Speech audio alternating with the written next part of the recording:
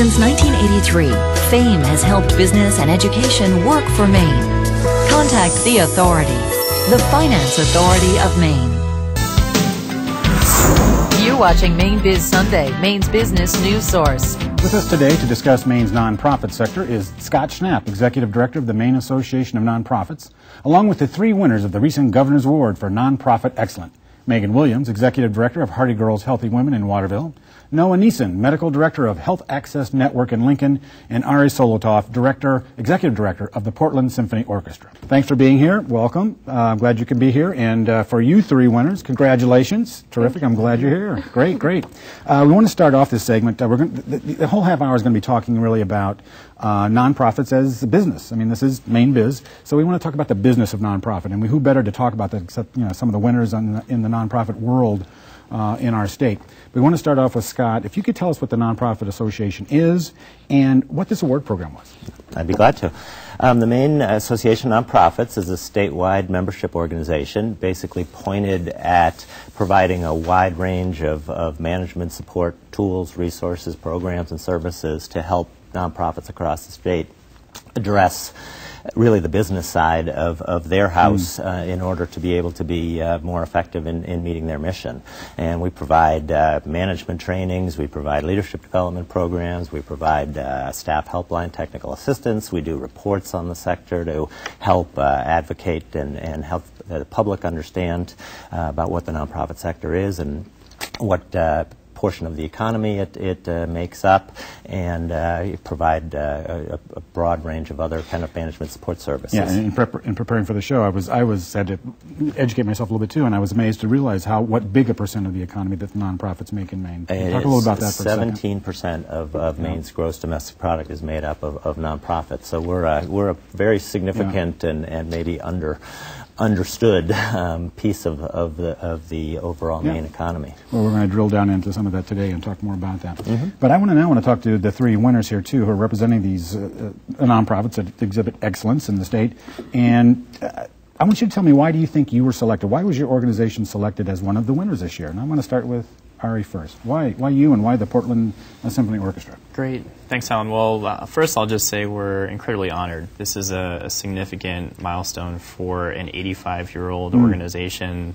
We're not young in that way, but this award, I think, was presented perhaps because of some new thinking that came to the symphony. And that new thinking resulted in and came from the responding to the tremendous financial challenges that all businesses, all nonprofits, and all individuals have had to face over the last couple of years.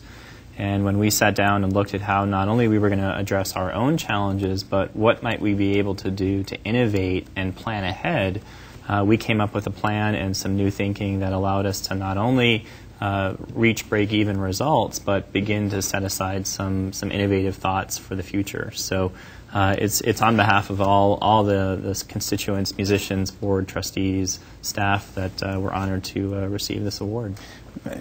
And they're all going to be very modest, of course. I got to say, reading the background on what you guys did, you turned that around too. In the last 3 years, well, a couple of years for sure. 2008, you're on the brink. Financial brink, and you were able to turn that around. And it was with that. I really liked looking at the way that on their application they submitted the old thinking, new thinking exercise that you went through. A really good business model that anybody should follow. So congratulations. Thank you. Okay, I'm going to go to Noah next. You tell us why are you selected this year?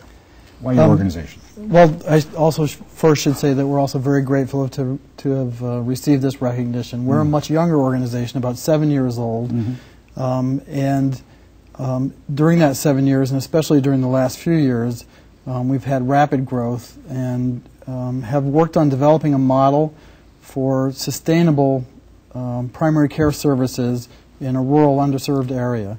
And so both the human resources, the physical plant, and the systems that are necessary to carry that out, and to do it in a way that evaluates, addresses, and meets the needs of the community's health care and well-being are new models, especially for rural Maine.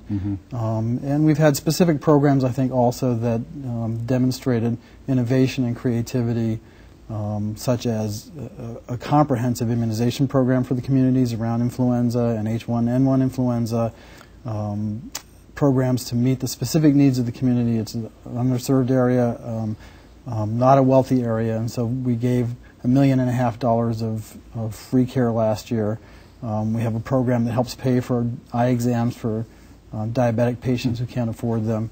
That type of thing are new models in healthcare where it's around the communities and the patient's needs rather than the provider's needs. Yeah, great. Congratulations on reading about your organization too.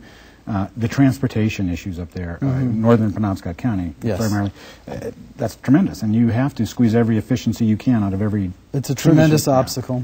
Yeah. No question.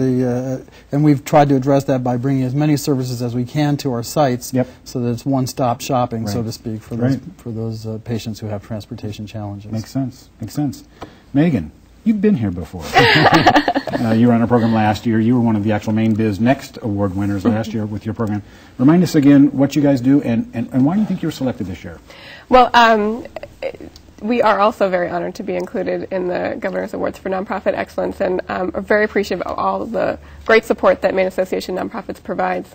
And it's, in part because we have access to those resources, I think that Hardy Girls has been so successful. We're a 10-year-old, this is our 10th anniversary year, social change organization dedicated to engaging girls in critical thinking around media messages and societal messages about who girls are supposed to be and who they're supposed to grow up to be, and engaging girls in social activism. So I believe we were selected because Hardy Girls is different from a lot of other girls' programs in that we're really focused on changing the culture that girls are growing up in and engaging girls' voices and energy to do that. This past year, despite the economic downturn, we were actually able to expand programming because of creative partnerships and collaborations that we've forged in the greater Waterville area.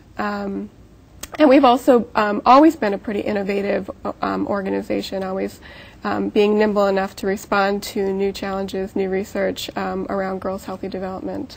Yeah, I think that's the theme, probably, that you're seeing through all of these, and that we're going to talk more about that, too, as we go on with the show, about the challenges, especially over the last couple of years, and that ability to be kind of nimble and move forward. I think we're going to go ahead and take a quick break here, then we're going to come back, and we're going to start asking you those questions about, specifically, what are the challenges facing you, and how are other nonprofits existing in the state? So stick with us, we're going to be right back. Stay with us, we'll be right back with our panel right after this. Mainebiz Sunday is brought to you by Bangor Savings Bank, where you can enjoy free ATMs worldwide.